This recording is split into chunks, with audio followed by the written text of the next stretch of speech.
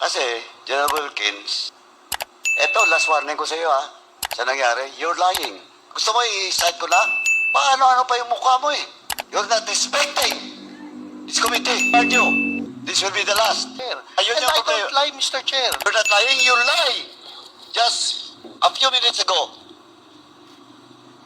sa harap ko, sinabi mo na delegated, that authority was delegated to your personnel. Yes, Nung, Mr. Chair. nung tinanong ka ni Chairman ako, inamin mo. Question of command responsibility. Are you not lying? No, Mr. Chair. Also, Mr. Chairman, with that, I move to cite in contempt.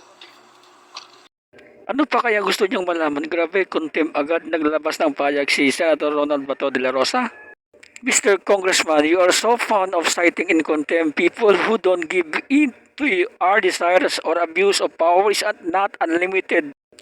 Wilkins' track record in law enforcement is unblemished while you have a history of destroying this country. Naglabas din ng payag si Colonel Edison Bong ni Brea, isang colonel nung hardworking ito noong nasa MMDA pa siya. This is truly getting out of hand, accusing a former PDEA Director General of lying just because of Congressman did not get the answers he wanted. Mr. Congressman, there are men who live by the code.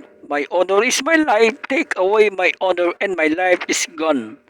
DG Wilkins has repeatedly risked his life for our country as a police officer and a PDEA officer. As one of the loyal sons of Philippine Military Academy, he has embodied our motto of courage, integrity, and loyalty. And you, Mr. Congressman, where do you stand? What code do you live by? Have you fought for or against our country? Just because you can handle the truth, you will already cite him in contempt. So, nawala na yung dating yung nanonood ako ng mga hearing na yung I invoke my right against self-incrimination, Your Honor. Nawala na yung ganun. Pagka ayaw nila, contempt agad. Grabe na.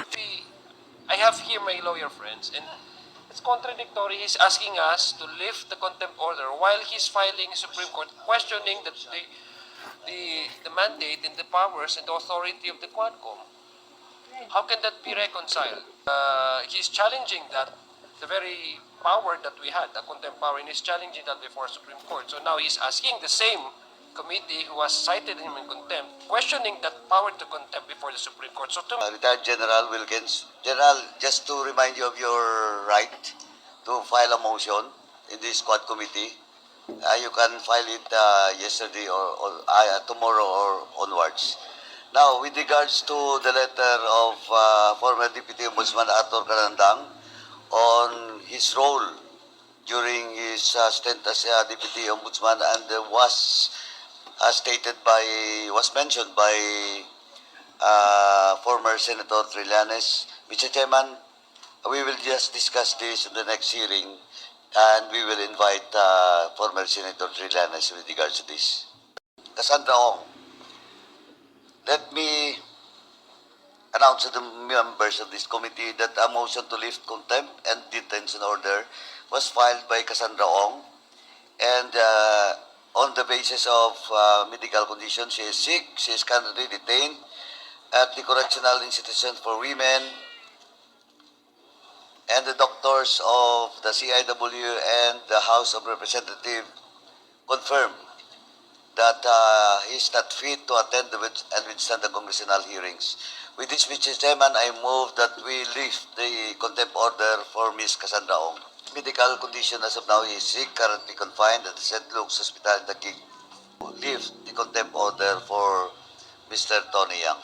Alice Go is now detained by virtue of the court order. I move that we lift the contempt order for Ms. Go Aping alias Alice Go. So move, Mr. Chairman. I'd just like to remind Major Leo Laraga and of course the other resource persons and witnesses being invited to this committee, because in your case you filed a Supreme Court certiorari, no? Motion for certiorari in the Supreme Court. Yes, sir. But I have here my lawyer friends, and it's contradictory. He's asking us to lift the contempt order while he's filing Supreme Court questioning the mandate and the powers and the authority of the Quadcom. How can that be reconciled? Well, earlier there was the same question that was raised to Major Laraga, and We have a resource person who has been cited in contempt for a violation of our section 11, and he's challenging that, the very power that we had, the contempt power, and he's challenging that before Supreme Court. So now he's asking the same committee who has cited him in contempt, questioning that power to contempt before the Supreme Court. So to me, Mr. Chair, it's something that is irreconcilable. But then again, I'm just putting that into record because Leo Larga. with So move. emphasis on in the spirit of Christmas, because that issue was already raised earlier. Congressman Paduano, you are recognized. Chairman, anyway, naunahan lang ako ni Chairman Akop. Kasi, General Wilkins, eto, last warning ko sa iyo sa nangyari, you're lying. Oh, gusto mo i-cite ko na? Paano-ano pa yung mukha mo eh? You're not respecting this committee. And I warn you, this will be the last. Kanina nung tinatanong kita, akala mo hindi kita babalikan? Now you admit that it's all about your command responsibility. Well, in fact, magtuturuan na, asyerto, dinideny mo. Of course, your words against the words of asyerto. Now, eto si Jen. Did you really interrogate personally, Jen Pilapel? Yun nga, Mr. Chair, hindi ko kasi maalala na nakinausap ko siya. Basta ang alam ko, nasa opisina siya, Mr. Chair. Ayun And yung I problema. don't lie, Mr. Chair. You're not lying, you lie. Just a few minutes ago, sa harap ko, sinabi mo na delegated, that authority was delegated to your personnel. Yes, Nung, Mr. Chair. nung tinanong ka ni Chairman Akop, inamin mo. Question of command responsibility. Are you not lying? No, Mr. Chair. Also, Mr. Chairman, with that, I move to cite in contempt General Wilkins. Pasensyahan po tayo dito. In violation of Section C, Section 11, letter C, of our rules. So move, Mr. Chairman. Pinagbigyan na nga kita. Yun pa ang sagot mo?